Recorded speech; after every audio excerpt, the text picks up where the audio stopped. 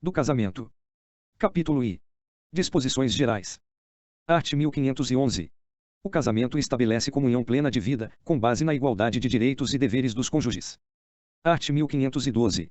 O casamento é civil e gratuita a sua celebração. Parágrafo único. A habilitação para o casamento, o registro e a primeira certidão serão isentos de selos, emolumentos e custas, para as pessoas cuja pobreza for declarada, sob as penas da lei. Art. 1513. É defeso a qualquer pessoa, de direito público ou privado, interferir na comunhão de vida instituída pela família. Art. 1514. O casamento se realiza no momento em que o homem e a mulher manifestam, perante o juiz, a sua vontade de estabelecer vínculo conjugal, e o juiz os declara casados. Art. 1515. O casamento religioso, que atender às exigências da lei para a validade do casamento civil, equipara-se a este, desde que registrado no registro próprio, produzindo efeitos a partir da data de sua celebração. Art. 1516. O registro do casamento religioso submete-se aos mesmos requisitos exigidos para o casamento civil. O registro civil do casamento religioso deverá ser promovido dentro de 90 dias de sua realização, mediante comunicação do celebrante ao ofício competente, ou por iniciativa de qualquer interessado, desde que haja sido homologada previamente a habilitação regulada neste Código. Após o referido prazo, o registro dependerá de nova habilitação. 2. O casamento religioso, celebrado sem as formalidades exigidas neste Código, terá efeitos civis se, a requerimento do casal, for registrado, a qualquer tempo, no registro civil, mediante prévia habilitação perante a autoridade competente e observado o prazo do art. 1532. 3. Será nulo o registro civil do casamento religioso se, antes dele, qualquer dos consorciados houver contraído com outrem casamento civil. Capítulo 2. Da capacidade para o casamento. Art. 1517. O homem e a mulher com 16 anos podem casar, exigindo-se autorização de ambos os pais, ou de seus representantes legais, enquanto não atingida a maioridade civil. Parágrafo único. Se houver divergência entre os pais, aplicar-se o disposto no parágrafo único do art. 1631. Art. 1518. Até a celebração do casamento podem os pais ou tutores revogar a autorização. Art. 1519. A denegação do consentimento, quando injusta, pode ser suprida pelo juiz. Art. 1520. Não será permitido, em qualquer caso, o casamento de quem não atingiu a idade núbil, observado o disposto no art. 1517 deste Código. Capítulo 3. Dos impedimentos. Art. 1521. Não podem casar. E, os ascendentes com os descendentes, seja o parentesco natural ou civil. 2. Os afins em linha reta. 3. O adotante com quem foi cônjuge do adotado e o adotado com quem o foi do adotante. 4. Os irmãos, unilaterais ou bilaterais, e demais colaterais, até o 3º grau inclusive. V. O adotado com o filho do adotante.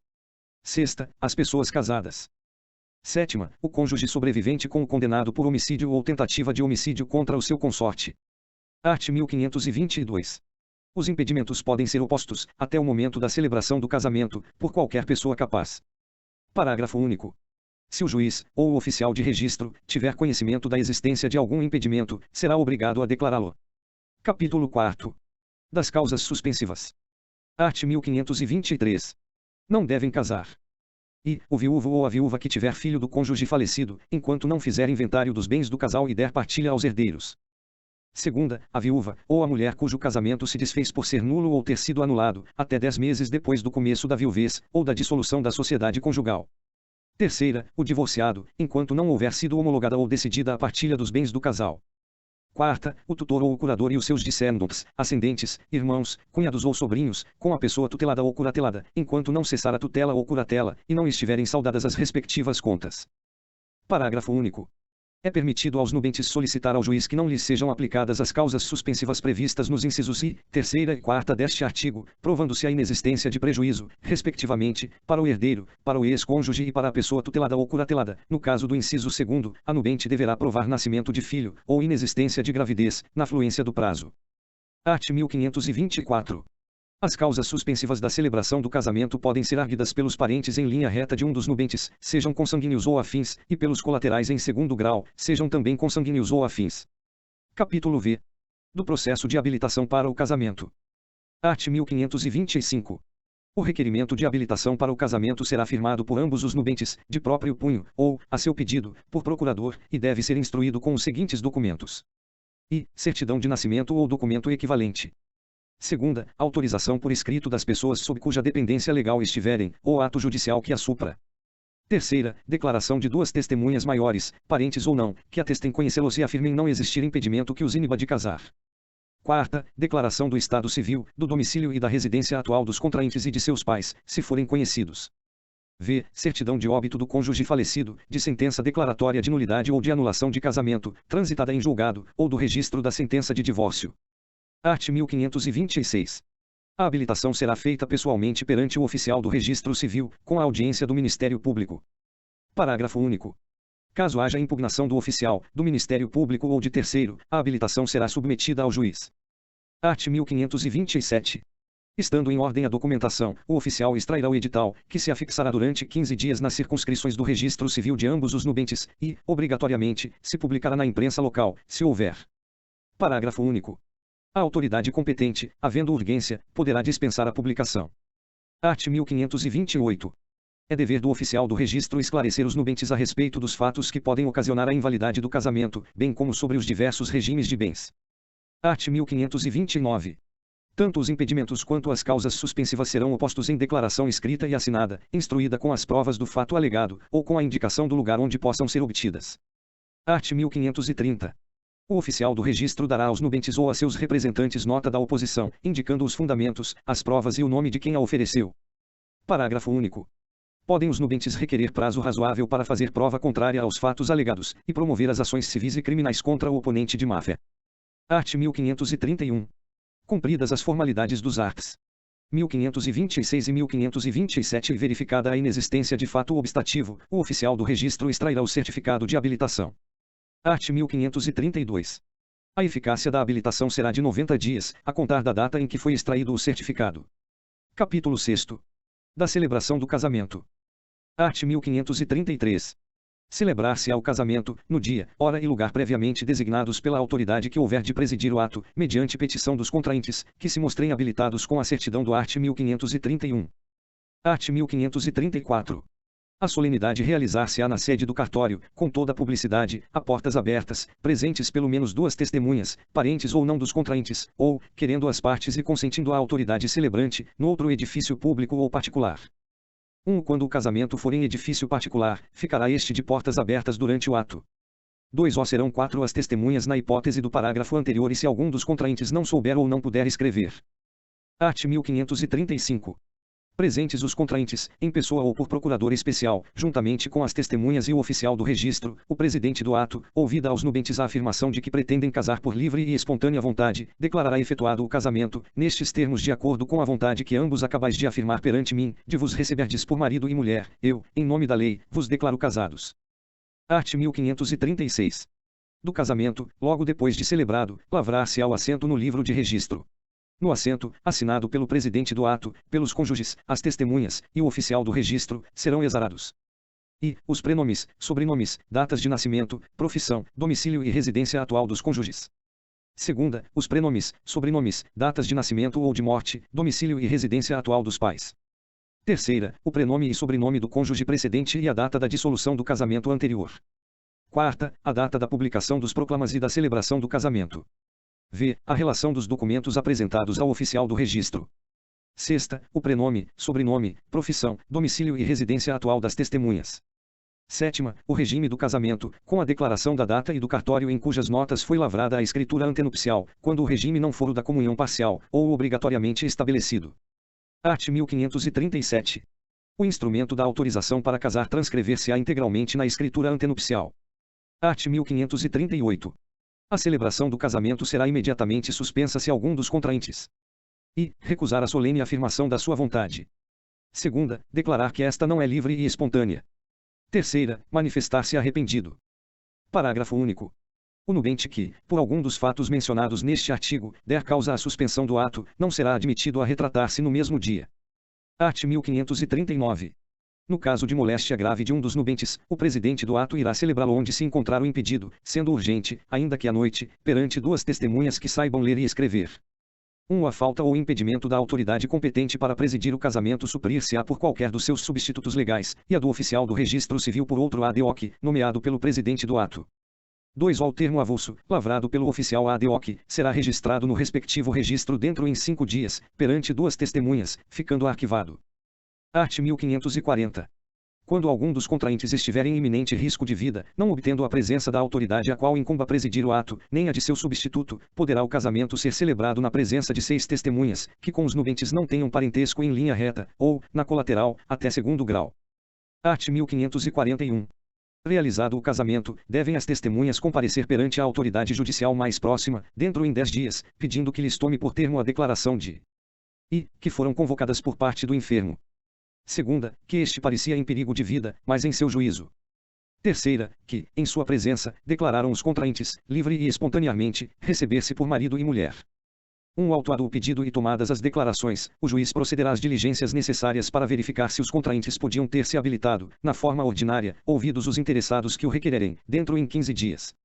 2. Verificada a idoneidade dos cônjuges para o casamento, assim o decidirá a autoridade competente, com recurso voluntário às partes. 3. Se da decisão não se tiver recorrido, ou se ela passar em julgado, apesar dos recursos interpostos, o juiz mandará registrá-la no livro do registro dos casamentos.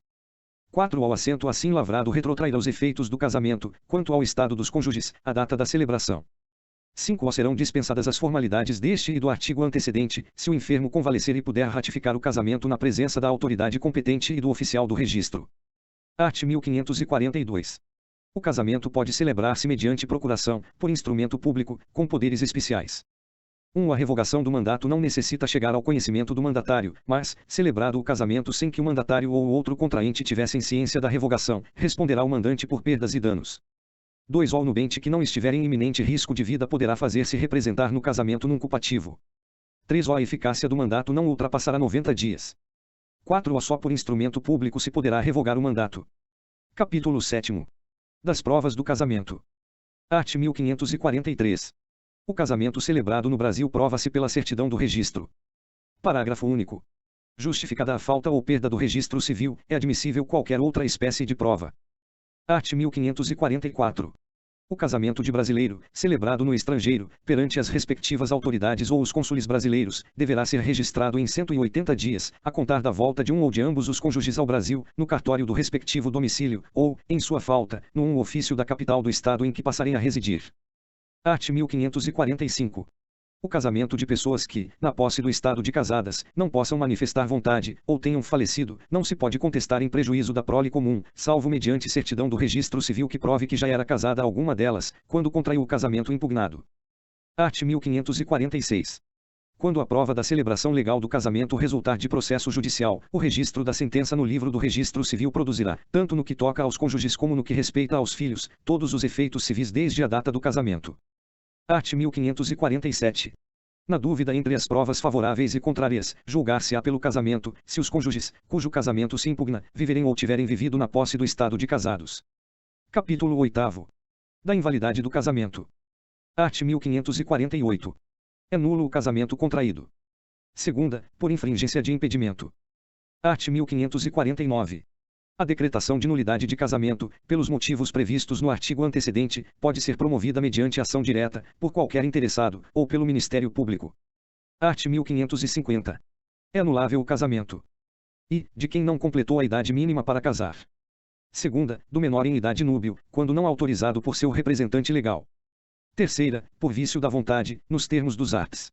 1556 a 1558. Quarta, do incapaz de consentir ou manifestar, de modo inequívoco, o consentimento. V. Realizado pelo mandatário, sem que ele ou outro contraente soubesse da revogação do mandato, e não sobrevindo coabitação entre os cônjuges. Sexta, por incompetência da autoridade celebrante. 1. Equipara-se a revogação à invalidade do mandato judicialmente decretada. 2. A pessoa com deficiência mental ou intelectual em idade núbia poderá contrair matrimônio, expressando sua vontade diretamente ou por meio de seu responsável ou curador. Art. 1551. Não se anulará, por motivo de idade, o casamento de que resultou gravidez. Art. 1552. A anulação do casamento dos menores de 16 anos será requerida. I. Pelo próprio cônjuge menor. Segunda, por seus representantes legais. Terceira, por seus ascendentes. Art. 1553. O menor que não atingiu a idade núbil poderá, depois de completá-la, confirmar seu casamento, com a autorização de seus representantes legais, se necessária, ou com suprimento judicial. Art. 1554. Subsiste o casamento celebrado por aquele que, sem possuir a competência exigida na lei, exercer publicamente as funções de juiz de casamentos e, nessa qualidade, tiver registrado o ato no registro civil. Art. 1555. O casamento do menor em idade núbil, quando não autorizado por seu representante legal, só poderá ser anulado se a ação for proposta em 180 dias, por iniciativa do incapaz, ao deixar de sê-lo, de seus representantes legais ou de seus herdeiros necessários. O prazo estabelecido neste artigo será contado do dia em que cessou a incapacidade, no primeiro caso, a partir do casamento, no segundo, e, no terceiro, da morte do incapaz. 2. Não se anulará o casamento quando a sua celebração houverem assistido os representantes legais do incapaz, ou tiverem, por qualquer modo, manifestado sua aprovação. Art. 1556. O casamento pode ser anulado por vício da vontade, se houve por parte de um dos nubentes, ao consentir, erro essencial quanto à pessoa do outro. Art. 1557. Considera-se erro essencial sobre a pessoa do outro cônjuge. E, o que diz respeito à sua identidade, sua honra e boa fama, sendo esse erro tal que o seu conhecimento ulterior torne insuportável a vida em comum ao cônjuge enganado. Segunda, a ignorância de crime, anterior ao casamento, que, por sua natureza, torne insuportável a vida conjugal. Terceira, a ignorância, anterior ao casamento, de defeito físico irremediável que não caracterize deficiência ou de moléstia grave e transmissível, por contágio ou por herança, capaz de pôr em risco a saúde do outro cônjuge ou de sua descendência. Art. 1558. É anulável o casamento em virtude de coação, quando o consentimento de um ou de ambos os cônjuges houver sido captado mediante fundado temor de mal considerável e iminente para a vida, a saúde e a honra, sua ou de seus familiares. Art. 1559. Somente o cônjuge que incidiu em erro, ou sofreu coação, pode demandar a anulação do casamento, mas a coabitação, havendo ciência do vício, valida o ato, ressalvadas as hipóteses dos incisos 3ª e 4ª do art. 1557. Art. 1560. O prazo para ser intentada a ação de anulação do casamento, a contar da data da celebração, é de 180 dias, no caso do inciso 4º do art. 1550. Segunda, 2 anos, se incompetente a autoridade celebrante.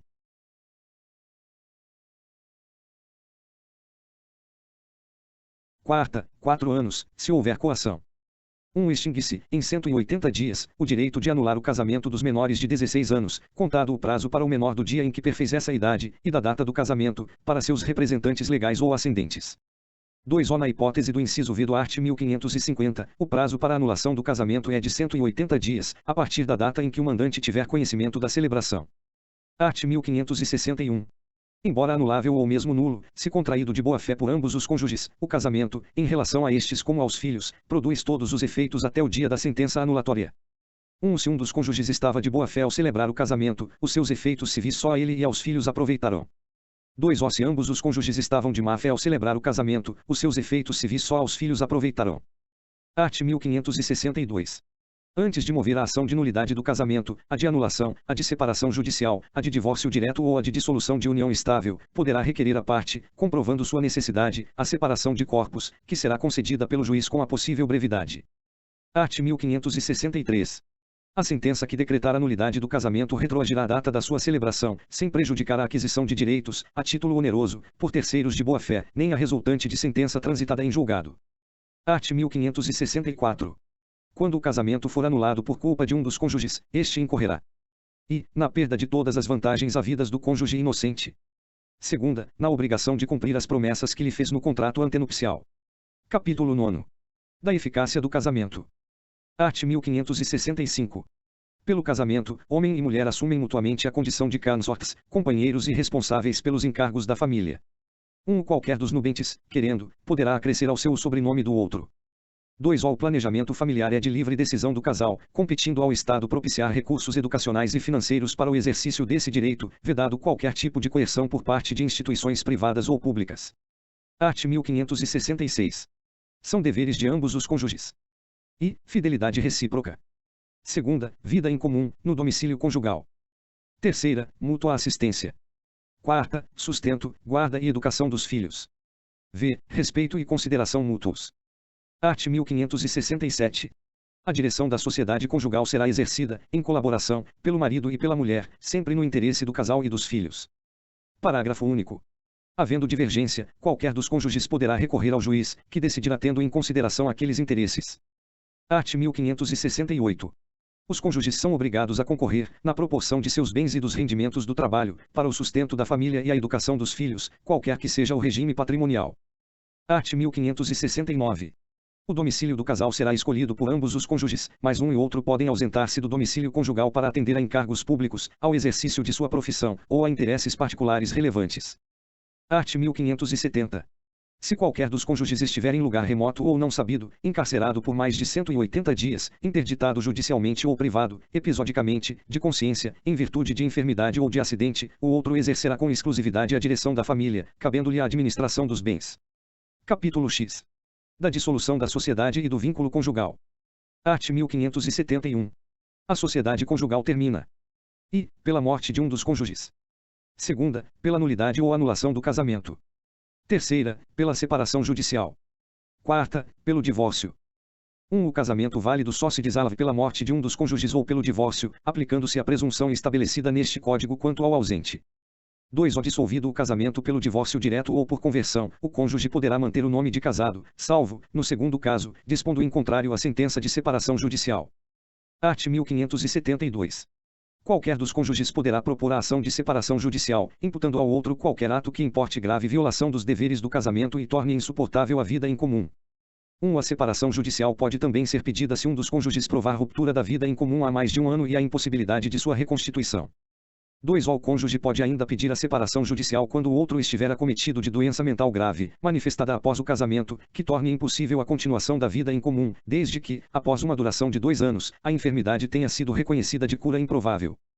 3. No caso do parágrafo 2 reverterão ao cônjuge enfermo, que não houver pedido a separação judicial, os remanescentes dos bens que levou para o casamento, e se o regime dos bens adotado o permitir, a meação dos adquiridos na constância da sociedade conjugal. Art. 1573. Podem caracterizar a impossibilidade da comunhão de vida a ocorrência de algum dos seguintes motivos. I. Adultério. Segunda, tentativa de morte. Terceira, sevícia ou injúria grave. Quarta, abandono voluntário do lar conjugal, durante um ano contínuo. V. Condenação por crime infamante. Sexta, conduta desonrosa. Parágrafo único. O juiz poderá considerar outros fatos que tornem evidente a impossibilidade da vida em comum. Art. 1574. Dar-se-á a separação judicial por mútuo consentimento dos cônjuges se forem casados por mais de um ano e o manifestarem perante o juiz, sendo por ele devidamente homologada a convenção. Parágrafo único. O juiz pode recusar a homologação e não decretar a separação judicial se apurar que a convenção não preserva suficientemente os interesses dos filhos ou de um dos cônjuges. Art. 1575. A sentença de separação judicial importa a separação de corpos e a partilha de bens. Parágrafo único. A partilha de bens poderá ser feita mediante proposta dos cônjuges e homologada pelo juiz ou por este decidida. Art. 1576. A separação judicial põe termo aos deveres de coabitação e fidelidade recíproca e ao regime de bens. Parágrafo único. O procedimento judicial da separação caberá somente aos cônjuges, e, no caso de incapacidade, serão representados pelo curador, pelo ascendente ou pelo irmão. Art. 1577. Seja qual for a causa da separação judicial e o modo como esta se faça, é lícito aos cônjuges restabelecer, a todo tempo, a sociedade conjugal, por ato regular em juízo. Parágrafo único. A reconciliação em nada prejudicará o direito de terceiros, adquirido antes e durante o estado de separado, seja qual for o regime de bens. Art. 1578. O cônjuge declarado culpado na ação de separação judicial perde o direito de usar o sobrenome do outro, desde que expressamente requerido pelo cônjuge inocente e se a alteração não acarretar I. Evidente prejuízo para a sua identificação. Segunda, manifesta distinção entre o seu nome de família e o dos filhos havidos da união dissolvida. Terceira, dano grave reconhecido na decisão judicial. O cônjuge inocente na ação de separação judicial poderá renunciar, a qualquer momento, ao direito de usar o sobrenome do outro. 2. Nos demais casos caberá a opção pela conservação do nome de casado. Art. 1579. O divórcio não modificará os direitos e deveres dos pais em relação aos filhos. Parágrafo único. Novo casamento de qualquer dos pais, ou de ambos, não poderá importar restrições aos direitos e deveres previstos neste artigo. Art. 1580. Decorrido um ano do trânsito em julgado da sentença que houver decretado a separação judicial, ou da decisão concessiva da medida cautelar de separação de corpos, qualquer das partes poderá requerer sua conversão em divórcio. A conversão em divórcio da separação judicial dos cônjuges será decretada por sentença, da qual não constará referência à causa que a determinou. 2. O divórcio poderá ser requerido, por um ou por ambos os cônjuges, no caso de comprovada separação de fato por mais de 2 anos. Art. 1581. O divórcio pode ser concedido sem que haja prévia partilha de bens. Art. 1582. O pedido de divórcio somente competirá aos cônjuges. Parágrafo único. Se o cônjuge for incapaz para propor a ação ou defender-se, poderá fazê-lo o curador, o ascendente ou o irmão. Capítulo 11. Da proteção da pessoa dos filhos. Art. 1583. A guarda será unilateral ou compartilhada.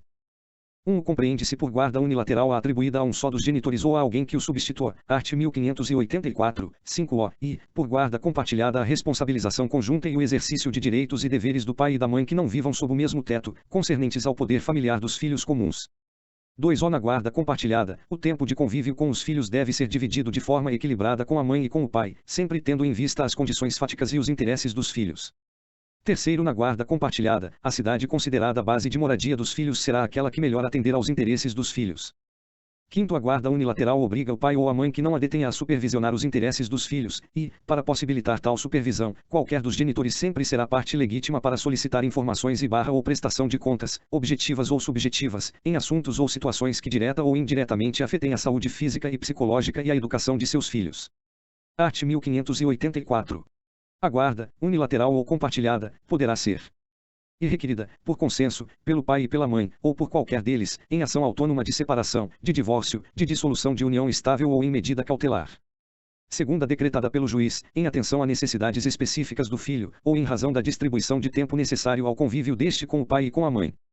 1. Na audiência de conciliação, o juiz informará ao pai e à mãe o significado da guarda compartilhada, a sua importância, a similitude de deveres e direitos atribuídos aos genitores e as sanções pelo descumprimento de suas cláusulas. 2. Quando não houver acordo entre a mãe e o pai quanto à guarda do filho, encontrando-se ambos os genitores aptos a exercer o poder familiar, será aplicada a guarda compartilhada, salvo se um dos genitores declarar ao magistrado que não deseja a guarda do menor. 3. Para estabelecer as atribuições do pai e da mãe e os períodos de convivência sob guarda compartilhada, o juiz, de ofício ou a requerimento do Ministério Público, poderá basear-se em orientação técnico-profissional ou de equipe interdisciplinar, que deverá visar a divisão equilibrada do tempo com o pai e com a mãe. 4. A alteração não autorizada ou o descumprimento imotivado de cláusula de guarda unilateral ou compartilhada poderá implicar a redução de prerrogativas atribuídas ao seu detentor. 5. Se o juiz verificar que o filho não deve permanecer sob a guarda do pai ou da mãe, deferirá a guarda à pessoa que revele compatibilidade com a natureza da medida, considerados, de preferência, o grau de parentesco e as relações de afinidade e afetividade. 6. Qualquer estabelecimento público ou privado é obrigado a prestar informações a qualquer dos genitores sobre os filhos destes, sob pena de multa de R$200, R$200 a R$500, R$500 por dia pelo não atendimento da solicitação. Art. 1585. Em sede de medida cautelar de separação de corpos, em sede de medida cautelar de guarda ou em outra sede de fixação liminar de guarda, a decisão sobre guarda de filhos, mesmo que provisória, será proferida preferencialmente após a oitiva de ambas as partes perante o juiz, salvo se a proteção aos interesses dos filhos exigir a concessão de liminar sem a oitiva da outra parte, aplicando-se as disposições do art. 1584. Art. 1586. Havendo motivos graves, poderá o juiz, em qualquer caso, a bem dos filhos, regular de maneira diferente da estabelecida nos artigos antecedentes a situação deles para com os pais. Art. 1587. No caso de invalidade do casamento, havendo filhos comuns, observar-se-á o disposto nos arts. 1584 e 1586. Art. 1588. O pai ou a mãe que contrair novas núpcias não perde o direito de ter consigo os filhos, que só lhe poderão ser retirados por mandado judicial, provado que não são tratados convenientemente. Art. 1589. O pai ou a mãe, em cuja guarda não estejam os filhos, poderá visitá-los e tê-los em sua companhia, segundo o que acordar com o outro cônjuge, ou for fixado pelo juiz, bem como fiscalizar sua manutenção e educação. Parágrafo único. O direito de visita estende-se a qualquer dos avós, a critério do juiz, observados os interesses da criança ou do adolescente. Art. 1590. As disposições relativas à guarda e prestação de alimentos aos filhos menores estendem-se aos maiores incapazes. Subtítulo 2. Das relações de parentesco. Capítulo I. Disposições gerais. Art. 1591. São parentes em linha reta as pessoas que estão umas para com as outras na relação de ascendentes e descendentes. Art. 1592. São parentes em linha colateral ou transversal, até o 4º grau, as pessoas provenientes de um só tronco, sem descenderem uma da outra. Art. 1593. O parentesco é natural ou civil, conforme resulte de consanguinidade ou outra origem. Art. 1594. Contam-se, na linha reta, os graus de parentesco pelo número de gerações, e, na colateral, também pelo número delas, subindo de um dos parentes até ao ascendente comum, e descendo até encontrar o outro parente. Art. 1595. Cada cônjuge ou companheiro é aliado aos parentes do outro pelo vínculo da afinidade. 1. O parentesco por afinidade limita-se aos ascendentes, aos descendentes e aos irmãos do cônjuge ou companheiro. 2. Na linha reta, a afinidade não se extingue com a dissolução do casamento ou da união estável. Capítulo 2. Da filiação. Art. 1596. Os filhos, havidos ou não da relação de casamento, ou por adoção, terão os mesmos direitos e qualificações, proibidas quaisquer designações discriminatórias relativas à filiação. Art. 1597. Presumem-se concebidos na constância do casamento os filhos. E, nascidos 180 dias, pelo menos, depois de estabelecida a convivência conjugal. Segunda, nascidos nos 300 dias subsequentes à dissolução da sociedade conjugal, por morte, separação judicial, nulidade e anulação do casamento. Terceira, havidos por fecundação artificial homóloga, mesmo que falecido o marido. Quarta, havidos, a qualquer tempo, quando se tratar de embriões excedentários, decorrentes de concepção artificial homóloga. V. Havidos por inseminação artificial heteróloga, desde que tenha prévia autorização do marido. Art. 1598. Salvo prova em contrário, se, antes de decorrido o prazo previsto no inciso 2º do art. 1523, a mulher contrair novas núpcias e lhe nascer algum filho, este se presume do primeiro marido, se nascido dentro dos 300 dias a contar da data do falecimento deste e, do segundo, se o nascimento ocorrer após esse período e já decorrido o prazo a que se refere o inciso I do art. 1597. Art. 1599. A prova da impotência do cônjuge para gerar, à época da concepção, e lhe de a presunção da paternidade. Art. 1600. Não basta o adultério da mulher, ainda que confessado, para elidir a presunção legal da paternidade. Art. 1601. Cabe ao marido o direito de contestar a paternidade dos filhos nascidos de sua mulher, sendo tal ação imprescritível. Parágrafo único. Contestada a filiação, os herdeiros do impugnante têm direito de prosseguir na ação. Art. 1602. Não basta a confissão materna para excluir a paternidade. Art. 1603.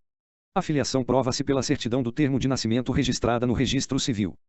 Art. 1604. Ninguém pode vindicar estado contrário ao que resulta do registro de nascimento, salvo provando-se erro ou falsidade do registro. Art. 1605. Na falta, ou defeito, do termo de nascimento, poderá provar-se a filiação por qualquer modo admissível em direito. E, quando houver começo de prova por escrito, proveniente dos pais, conjunta ou separadamente. Segunda, quando existirem veementes presunções resultantes de fatos já certos. Art. 1606. A ação de prova de filiação compete ao filho, enquanto viver, passando aos herdeiros, se ele morrer menor ou incapaz. Parágrafo único. Se iniciada a ação pelo filho, os herdeiros poderão continuá-la, salvo se julgado extinto o processo. Capítulo 3. Do reconhecimento dos filhos. Art. 1607. O filho havido fora do casamento pode ser reconhecido pelos pais, conjunta ou separadamente. Art. 1608.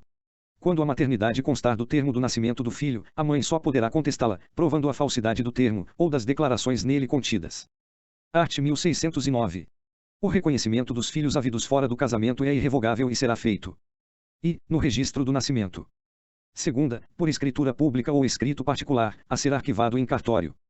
Terceira, por testamento, ainda que incidentalmente manifestado. Quarta, por manifestação direta e expressa perante o juiz, ainda que o reconhecimento não haja sido o objeto único e principal do ato que o contém. Parágrafo único. O reconhecimento pode preceder o nascimento do filho ou ser posterior ao seu falecimento, se ele deixar descendentes. Art. 1610. O reconhecimento não pode ser revogado, nem mesmo quando feito em testamento. Art. 1611. O filho havido fora do casamento, reconhecido por um dos cônjuges, não poderá residir no lar conjugal sem o consentimento do outro. Art. 1612. O filho reconhecido, enquanto menor, ficará sob a guarda do genitor que o reconheceu, e, se ambos o reconheceram e não houver acordo, sob a de quem melhor atender aos interesses do menor. Art. 1613. São ineficazes a condição e o termo apostos ao ato de reconhecimento do filho. Art. 1614. O filho maior não pode ser reconhecido sem o seu consentimento, e o menor pode impugnar o reconhecimento, nos 4 anos que se seguirem à maioridade, ou à emancipação. Art. 1615. Qualquer pessoa, que justo interesse tenha, pode contestar a ação de investigação de paternidade, ou maternidade. Art. 1616. A sentença que julgar procedente a ação de investigação produzirá os mesmos efeitos do reconhecimento, mas poderá ordenar que o filho se crie e eduque fora da companhia dos pais ou daquele que lhe contestou essa qualidade. Art. 1617. A filiação materna ou paterna pode resultar de casamento declarado nulo, ainda mesmo sem as condições do putativo. Capítulo 4. Da adoção. Art. 1618. A adoção de crianças e adolescentes será deferida na forma prevista pela Lei N. 8069, de 13 de julho de 1990, Estatuto da Criança e do Adolescente. Art. 1619.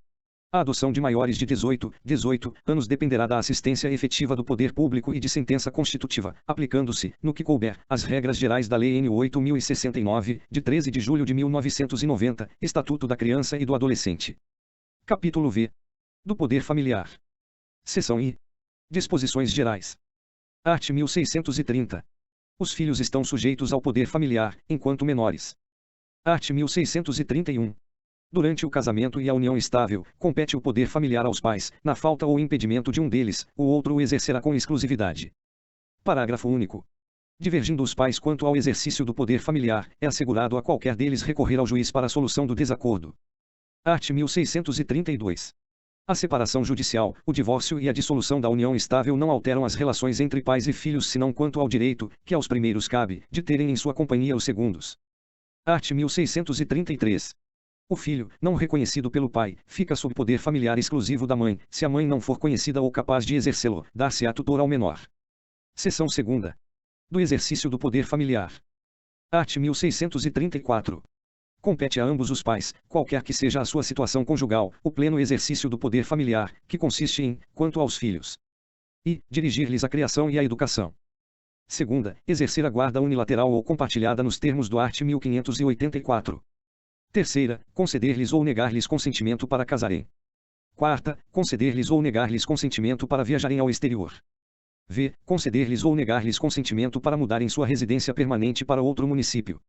Sexta, nomear-lhes tutor por testamento ou documento autêntico, se o outro dos pais não lhe sobreviver, ou o sobrevivo não puder exercer o poder familiar. Sétima, representá-los judicial e extrajudicialmente até os 16 anos, nos atos da vida civil, e assisti-los, após essa idade, nos atos em que forem partes, suprindo-lhes o consentimento. Oitava, reclamá-los de quem ilegalmente os detenha. Nona, exigir que lhes prestem obediência, respeito e os serviços próprios de sua idade e condição. Seção 3ª. Da suspensão e extinção do poder familiar. Art. 1635. Extingue-se o poder familiar. I. Pela morte dos pais ou do filho. Segunda, pela emancipação, nos termos do art. 5o, parágrafo único. Terceira, pela maioridade. Quarta, pela adoção. V. Por decisão judicial, na forma do artigo 1638. Art. 1636. O pai ou a mãe que contrai novas núpcias, ou estabelece união estável, não perde, quanto aos filhos do relacionamento anterior, os direitos ao poder familiar, exercendo-os sem qualquer interferência do novo cônjuge ou companheiro. Parágrafo único. Igual preceito ao estabelecido neste artigo aplicar-se ao pai ou à mãe solteiros que casarem ou estabelecerem união estável. Art. 1637. Se o pai, ou a mãe, abusar de sua autoridade, faltando aos deveres a eles inerentes ou arruinando os bens dos filhos, cabe ao juiz, requerendo algum parente, ou o Ministério Público, adotar a medida que lhe pareça reclamada pela segurança do menor e seus haveres, até suspendendo o poder familiar, quando convenha. Parágrafo único. Suspende-se igualmente o exercício do poder familiar ao pai ou à mãe condenados por sentença irrecorrível, em virtude de crime cuja pena exceda 2 anos de prisão. Art. 1638. Perderá por ato judicial o poder familiar o pai ou a mãe que I. Castigar imoderadamente o filho.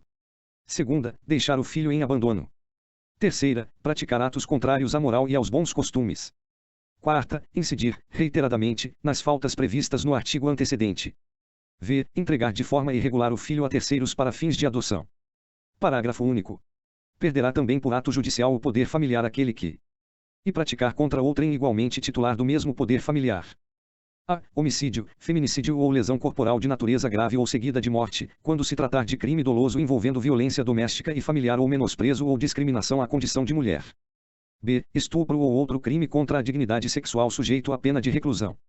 Segunda, praticar contra filho, filha ou outro descendente.